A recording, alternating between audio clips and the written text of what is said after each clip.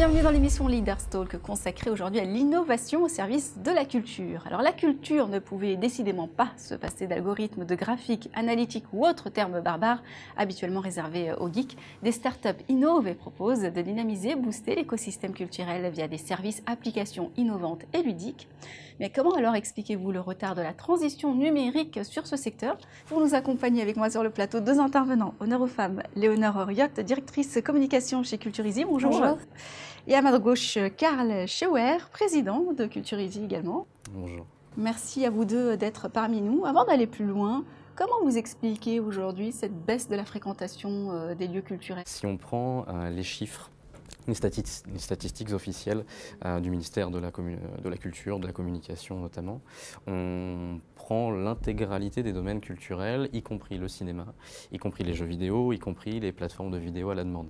Donc effectivement, les chiffres croissent, la culture se porte bien si on s'en tient là. Nous, ce qui va nous intéresser aujourd'hui, c'est essentiellement ce qui est lié au patrimonial, au muséal, c'est vraiment tout ce qui est visite culturelle.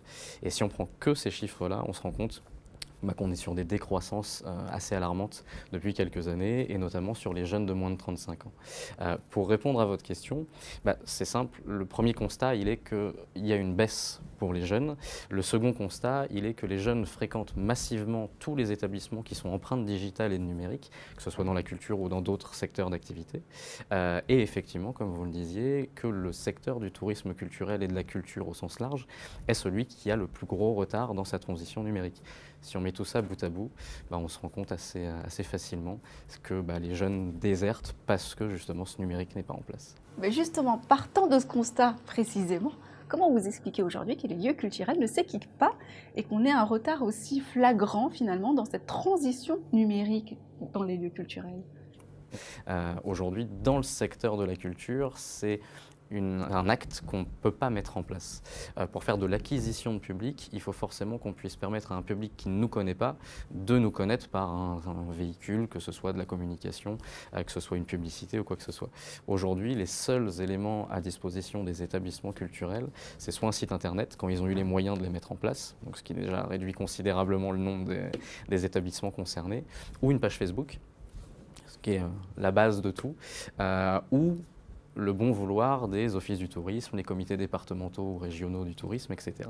Mais quel que soit le cas de figure, que ce soit le site internet, que ce soit la page Facebook ou l'office du tourisme, si vous, en tant que personne, vous ne connaissez pas le nom de l'établissement, vous ne pourrez pas avoir accès à ces informations. Après, toutes les administrations n'ont pas aussi les moyens des studios Hollywood, il faut aussi bien l'admettre. Donc, tout à fait. Votre réflexion personnelle aujourd'hui sur le tout numérique, si on pouvait se le permettre?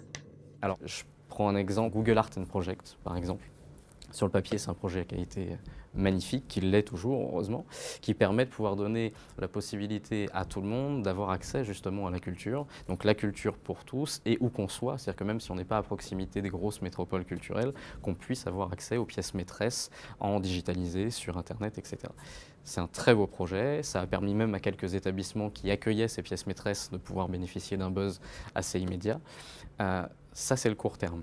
À moyen et à long terme, on se rend compte qu'au lieu d'avoir une proposition de valeur qui aurait été complémentaire, c'est-à-dire redonner envie, régénérer de l'envie, notamment auprès des jeunes, de retourner dans les établissements de culture, on se retrouve en fait avec une proposition qui leur permet de la consommer en restant chez eux dans leur canapé, et qui au final est plus une proposition concurrente qu'une proposition principale. Le tout numérique, pourquoi pas, mais il ne faut pas que ce soit fait n'importe comment.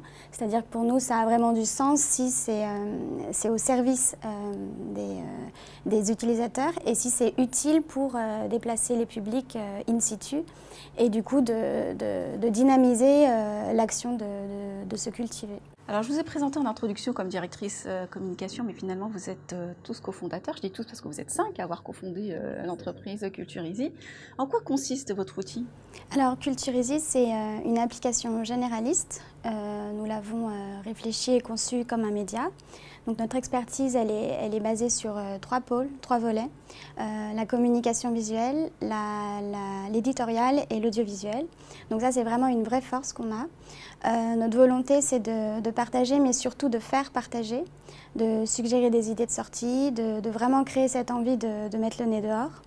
Et tout ça grâce à un outil qui se veut ludique et suggestif. C'est un magazine qui se met à jour tous les jours avec des nouvelles informations et c'est aussi une zone d'expression vidéo, audiovisuelle, où on va avoir effectivement des interventions d'influenceurs, des bandes annonces d'établissements qui vont nous permettre encore et toujours de pouvoir justement suggérer cette envie et générer l'envie d'aller in situ dans les établissements. Et je crois savoir que vous mettez en avant une sorte de mutualisation de compétences. Concrètement, ça fonctionne comment? Culturésie a été construit sur cette base. On a rassemblé notre équipe prémisse autour de ce système de façon à avoir vraiment toutes les ressources principales nécessaires dès le début. Donc entre les personnes qui sont à la communication, entre les personnes à la direction artistique, à la réalisation de contenu vidéo ou de rédaction d'articles, grâce à ça, en fait, on est capable vraiment de composer et de créer tout ce que l'on souhaite. Donc, mais par contre, notre ambition, elle ne s'arrête pas là. On a vraiment envie de pouvoir répondre aux plus larges besoins du secteur. Et c'est pour ça qu'on a d'ores et déjà construit un réseau de compétences spécifiques pour pouvoir étendre notre champ d'action. On a construit vraiment l'équipe en accumulant des compétences dont on avait besoin. On a aujourd'hui une trentaine de sociétés, un petit peu plus, qui nous accompagnent.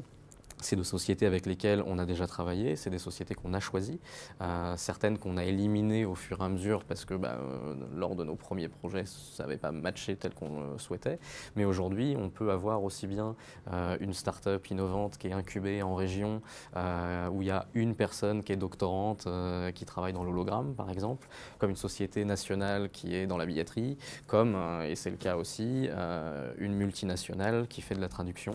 Enfin voilà, on a vraiment des partenaires qui peuvent avoir toutes les typologies différentes. Le but, c'est tout simplement de savoir où chercher les meilleures compétences pour pouvoir les proposer. Quels sont aujourd'hui les risques ou hypothétiques risques à se positionner sur un tel marché et comment vous vous situez par rapport à ça? Le risque, s'il devait y en avoir que un, c'est essentiellement une notion de rythme. Je reprends ce que disait Léonore tout à l'heure. Une start-up, ça a ses codes, ça a son mode de fonctionnement qui est forcément inhérent à son activité, à sa taille, à comment elle s'est conçue, qui du coup nécessite qu'on soit et rapide et proactif, qu'on soit en perpétuelle agilité dans le changement, etc. Si on met ce système et ce rythme de fonctionnement en face d'un rythme administratif, qui est celui de la culture, rapidement on peut se dire qu'il peut y avoir des petites frictions. Le vrai problème qu'il a fallu solutionner, et heureusement on y est arrivé, c'est effectivement de trouver un rythme intermédiaire qui permette de pouvoir faire fusionner ces deux systèmes, de pouvoir se mettre en tant qu'intermédiaire également avec ce fameux réseau de partenaires qui est le nôtre aujourd'hui. À partir du moment où on règle ces problématiques-là, qu'on sait où est le schéma décisionnel, il n'y a plus vraiment de problème et au contraire, il y a plein de solutions à trouver. Vos projets et perspectives d'avenir, j'imagine que vous en avez encore beaucoup. Il y en a plein, je pense que c'est ce qui fait... Ce n'est que le début. Ouais, c'est ce qui fait justement qu'une start-up avance, c'est d'avoir tout le temps des projets, des perspectives, que ce soit à court, à moyen, à long terme. À court terme, c'est déjà de continuer à faire ce fameux référencement qu'on est en train de faire des établissements culturels pour l'application, qui va bientôt sortir. On est à date à un peu plus de 5400 établissements déjà référencés. On en profite d'ailleurs pour lancer un appel à ceux qui ne l'ont pas encore fait. Bien sûr, mais effectivement, on a 6000 et quelques établissements qui sont à référencer sur le territoire français. On fera en sorte que ça se passe aussi bien dans les semaines qui arrivent. Et à moyen terme, partager toujours plus avec notre communauté qui, j'espère, sera de plus en plus grandissante. Et du coup, vraiment de s'imposer sur ce secteur en étant une référence culturelle, de vraiment dynamiser ce que nous, on peut considérer comme la culture. Merci d'avoir été avec nous, on suivra ça de très près. Merci à vous de nous avoir suivis. On se retrouve bientôt pour un prochain numéro de Leaders Talk.